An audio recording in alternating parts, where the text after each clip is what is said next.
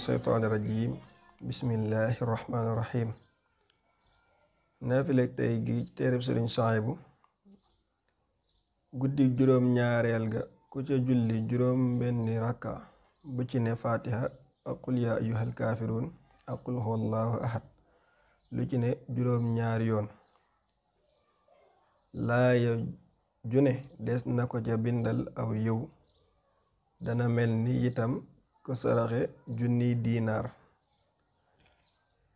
ku ci bëgg ay leeral nag nga dem ci téereb Sëriñ Suhaybu bi di Qurratul Ayni